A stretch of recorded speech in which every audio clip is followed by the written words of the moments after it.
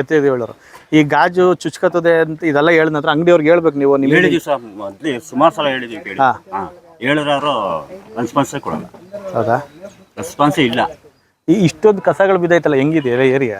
ನೋಡಿ ಸರ್, ಎಲ್ಲಿದ್ದೀವಿ ಅಂತ ನಮಗೆ ಗೊತ್ತಿಲ್ಲ. ಈಗ ನಾವು ನಮ್ಮ ಮುನ್ಸಿಪಾಲ್ಟಿಯಿಂದ ಕಸ ತೊಟ್ಟಿ ಇದಾಗ್ತಾರಲ್ಲ, ಅಲ್ಲಿ ಜೀವನ ಮಾಡ್ತಾ ಇದ್ದೀವಿ ಅನ್ನೋ ಕೊಳಚೆ ಪ್ರದೇಶ ಆಗ್ಬಿಟ್ಟಿದೆ. ಅಲ್ಲಿ ಜೀವನ ಸಾಕ್ತಾ ಇದೀರ ಅನ್ಸುತ್ತೆ. ಆ ಮಟ್ಟಕ್ಕೆ ಇಲ್ಲಿ ಹೇಳಿದ್ರೆ ಕೇಳುವಂತ ಪರಿಸ್ಥಿತಿಲಿ ಇವರಿಲ್ಲ. ಒಟ್ಟಲ್ಲಿ ಜನ ಎಲ್ಲ ಹೇಳಿದಿರಿ ಇವ್ರಿಗೆ, ಸುಮಾರು ಸಲ ಅವ್ರಿಗೆ ಮಾಡಿದೀವಿ, ಸುಮಾರು ಸಲ ಮಾಡಿ ಕೇಳ್ತಾ ಇಲ್ಲ. ಸರ್ ನಮಸ್ತೆ, ನೀವು ಎಲ್ಲಿರೋರು? ಸರ್ ನಾವು ಇಲ್ಲೇ ಎದುರುಗಡೆ ಮನೆಯವರೇನಾ? ಈಗ ನೀವು ಇವ್ರಿಗೆ ಹೇಳಿದ್ರೆ ಇವೆಲ್ಲ ಹೇಳಿದ್ರೆ ಏನಂತ ಹೇಳ್ತೀರಾ? ನಾವು ಸುಮಾರು 3 ವರ್ಷದಿಂದ ಹೇಳ್ತಾ ಇದೀವಿ. ನಾವು 3 ವರ್ಷ ಆಯ್ತು ಮನೆ ಕಟ್ಕೊಂಡು ಬಂದು. ಆದ್ರೂ ಇವತ್ತು ಎತ್ತೀವಿ ನಾಳೆ ಎತ್ತೀವಿ, ಇವತ್ತು ಎತ್ತೀವಿ ನಾಳೆ ಎತ್ತೀವಿ ಅಂತಾನೆ ಹೇಳ್ಕೊಂಡು ತಳ್ಕೊಂಡು ಬರ್ತಾವ್ರೆ, ಮಾತ್ರ ಎತ್ತಾ ಇಲ್ಲ. ಈಗ ತುಂಬಾ ನೀವೆಲ್ಲರೂ ಸೇರಿ ಎತ್ತಿ ಅಂತಂದ್ರೆ ಏನ್ ಮಾಡ್ತಾರಂತೆ? ಏನ್ ಮಾಡ್ತೀನಿ, ಆಯ್ತು ಎತ್ತೀವಿ ಅಂತಾರೆ, ಎತ್ತಲ್ಲ. ರೈಟ್. ಬನ್ನಿ ಸ್ನೇಹಿತರೆ, ಇದೇ ಮಂಡ್ಯದಲ್ಲಿ ನಡೀತಿರುವಂತ ಅಕ್ರಮಗಳು, ಕಾನೂನನ್ನು ಉಲ್ಲಂಘನೆ ಮಾಡ್ತಿರೋದು ಅನ್ನೋದು ಇದೇನೆ. ಆಯ್ತಾ?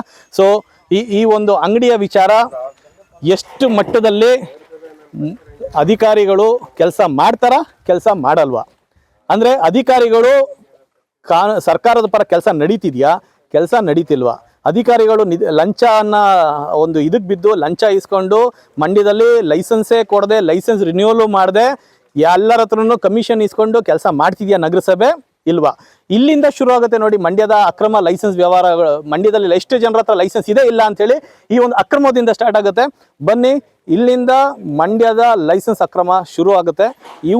ಇವ್ರ ವಿರುದ್ಧ ಕಾನೂನಿನ ಕ್ರಮ ನಗರಸಭೆ ಕೊಳ್ಳುತ್ತಾ ಕೊಡಲ್ವಾ?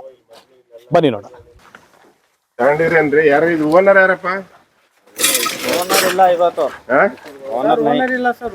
ಅಂಗಡಿ ಲೈಸೆನ್ಸ್ ತಗೊಂಬ ಮಗ, ಇಲ್ಲಿ ಅಂಗಡಿ ಲೈಸೆನ್ಸ್ ಅವರಪ್ಪ ಅಧಿಕಾರಿ, ಅವರೇ ಚೆಕ್. ಆಯ್ತು, ಎಲ್ಲರೂ ಇರ್ಬೇಕು ನೋಡು. ಫೋನ್ ಹಾಕಿ ಓನರ್ಗೆ, ಶೂಟ್ ಮಾಡ್ಕೊಳ್ಳಿ ಸರ್.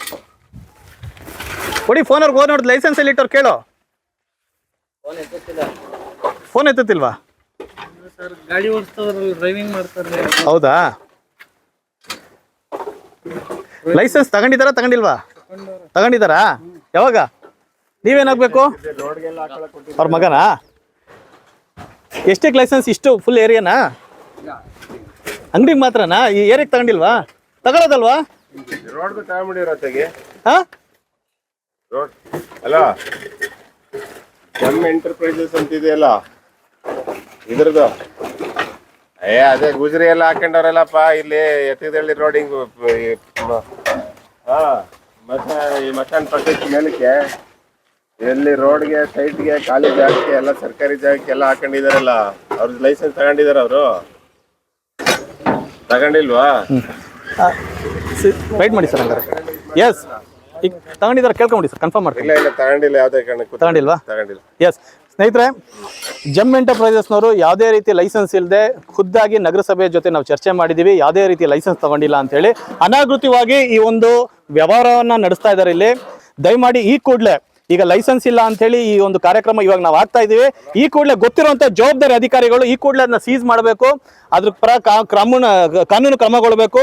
ಈ ಯಾರು ಮಾಲೀಕರಿದ್ದಾರೋ ಅವ್ರಿಗೆ ಒಂದು ಕೇಸ್ ಅವ್ರ ಮೇಲೆ ಒಂದು ಕೇಸ್ ಹಾಕಿ ಕಾನೂನು ಪರ ಏನೇನು ಅವ್ರಿಗೆ ಒಂದು ಶಿಕ್ಷೆ ಮತ್ತು ದಂಡ ಹಾಕ್ಬೇಕು, ಈ ಕೂಡಲೇ ಹಾಕ್ಬೇಕು ಅಂತ ಹೇಳಿ. ಬನ್ನಿ, ಏನೀಗ ಅದು ಅನಾಗೃತವಾಗಿ ಏನು ನೋಡಿ, ಇಡೀ ಪ್ಲಾಸ್ಟಿಕ್ಗಳನ್ನ, ಈಗ ಇಡೀ ಮಂಡ್ಯದಲ್ಲಿ ಪ್ಲಾಸ್ಟಿಕ್ ಮುಕ್ತ ಮಾಡ್ಲಿಕ್ಕೆ ಏನು ಹೋರಾಡ್ತಿದ್ರು, ಈ ತರ ಪ್ಲಾಸ್ಟಿಕ್ಗಳು ಮತ್ತೆ ಆಯಿಲ್ ಕಂಟೆಂಟ್ಗಳನ್ನ ರೋಡಲ್ಲಿ ಹಾಕೋದು, ಇಲ್ಲಿರುವಂತ ಎಲ್ಲರಿಗೂ ನೋಡಿ. ಬನ್ನಿ ಸಂಪೂರ್ಣವಾಗಿ ಲೈವ್ ತೋರಿಸ್ತೀನಿ. ಬನ್ನಿ. ಎಸ್, ಬನ್ನಿ ನೇರವಾಗಿ. ಇದು ಅವ್ರದೇನಾ?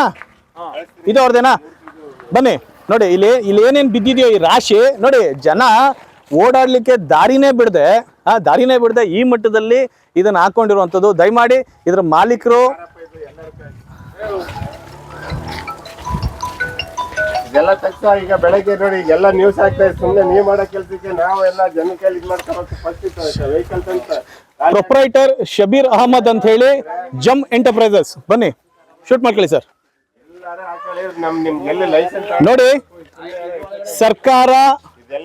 ಸರ್ಕಾರ ಅಧಿಕಾರಿಗಳು ಸರ್ಕಾರ ಅಧಿಕಾರಿಗಳು ಕರೆಕ್ಟಾಗಿ ಕೆಲಸ ಮಾಡ್ತಿದಾರ ಇಲ್ವಾ ಅಂತ ಹೇಳಿ ಲೈವ್ ಅಲ್ಲಿ ನಿಮ್ಗೊಂದು ತೋರಿಸ್ತೀನಿ. ಇವ್ರು ಹೇಳ್ತಾ ಇದಾರೆ ಇಲ್ಲಿ ಲೈಸೆನ್ಸ್ ಇಲ್ಲ ಅಂತ ಹೇಳಿ.